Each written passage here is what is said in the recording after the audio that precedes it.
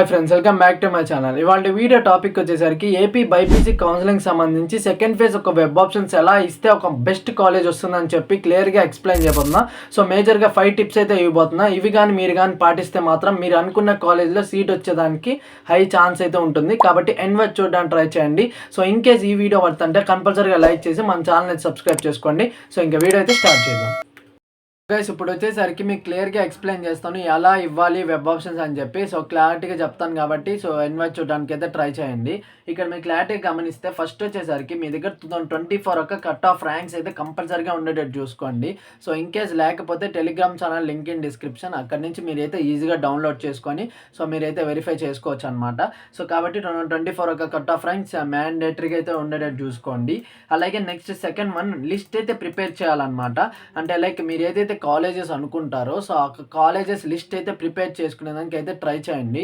So అప్పుడే మీకు ఈజీగా ఉంటుంది వెబ్ ఆప్షన్స్ ఇచ్చేటప్పుడు. సో నేను ఏదైతే కాలేజ్ అనుకున్నానో సో ఆ కాలేజ్ యొక్క టాప్ కాలేజెస్, యావరేజ్ కాలేజెస్, అలాగే మీరు వద్దనుకున్న కాలేజెస్ కూడా సో రాసుకున్నాను అనమాట. సో అలాగే మీరు లిస్ట్ అయితే ప్రిపేర్ అయితే చేసుకోండి.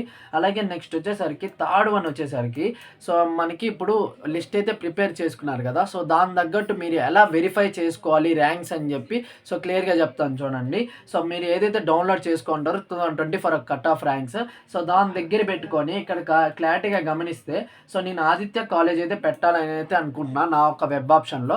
సో ఇక్కడ క్లారిటీగా గమనిస్తే ఓసీ బాయ్కి వచ్చేసరికి సో ఇక్కడ మీరు 8,897 అయితే ఆగిందనమాట. సో ఏయూ రీజన్ కింద.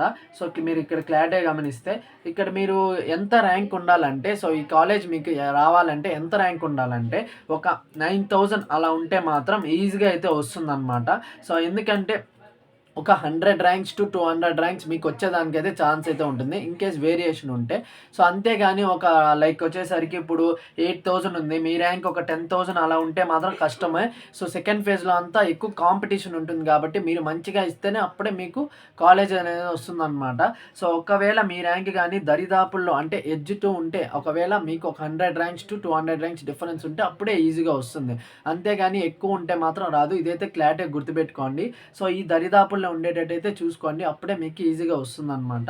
సో అదనమాట మీ యొక్క రిజర్వేషన్. అలాగే నెక్స్ట్ కాలేజ్ చూస్ చేసుకొని మీరు పెట్టుకోవాలి. ఇక్కడ ఇన్స్టిట్యూట్ కోడ్ కూడా చాలా వరకు సేమ్గా ఉంటాయి కొన్ని కాలేజెస్కి. సో మీరు చూసుకొని కూడా పెట్టుకోండి సో ఇన్స్టిట్యూట్ కోడ్ కూడా. అలాగే నెక్స్ట్ వచ్చేసరికి కొంతమంది అడుగుతారు అంటే లైక్ ఏయూ రీజన్ వాళ్ళు ఏయూ కాలేజెసే పెట్టాలా బ్రో అని చెప్పి. సో దాని గురించి చెప్తాను చూడండి. అంటే లైక్ మీ రీజన్ కాలేజెస్ ప్రిఫర్ చేస్తే కొద్దిగా బెనిఫిట్ అయితే అవ్వచ్చు అనమాట. సో కాబట్టి మీ లోకల్ రీజన్ కాలేజెస్ కూడా పెట్టేదానికి అయితే ట్రై చేయండి మోస్ట్లీ మీ వెబ్ ఆప్షన్స్లో. సో కొద్దిగా బెనిఫిట్ అయితే అవ్వచ్చు. అట్టని చెప్పి అన్నీ అవే ఇవ్వకండి. సో ఏయూ రీజన్ కాలేజెస్ కూడా కొన్ని అయితే పెట్టండి అనమాట. సో అదనమాట మనకి లోకల్ అండ్ ఏయూ అంటే లోకల్ రీజన్ కాలేజెస్ ఒక ప్రిఫరెన్స్ అనమాట. అలాగే నెక్స్ట్ వచ్చేసరికి కొంతమందికి డౌట్ ఉంటుంది కదా అంటే ఎన్ని వెబ్ ఆప్షన్స్ ఇవ్వాలి అని చెప్పి.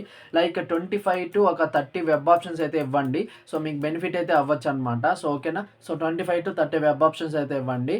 సో మీకు ఏదైతే కోర్స్ కావాలనుకుంటున్నారో సో దాన్ని కూడా ప్రిఫర్ చేయండి మోస్ట్లీ.